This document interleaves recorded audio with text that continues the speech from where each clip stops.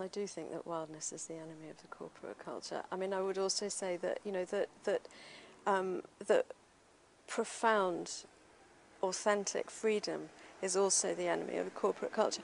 And I'd say that, you know, that perversely for societies that, like ours at the moment, make such a fuss about being free, I'd actually say in an awful lot of cases, people, it seems to me, are extremely unfree. They perceive themselves to be caged, perceive themselves to be trapped by time, by kind of, you know, mortgages that are impossible to pay.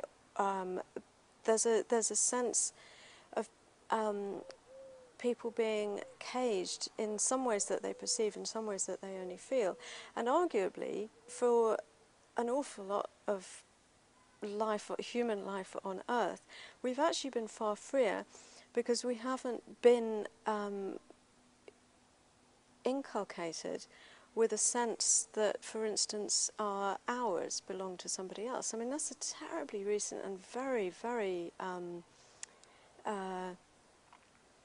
demoralizing idea, that, you know, that your moment might not be yours to choose what to do with it, that the human ability to be spontaneous, which is really one of the most beautiful qualities there could ever be, is not only a negative quality, but in some cases actually, you know, considered so wrong that, you know, workers have to kind of clock off to go to the toilet.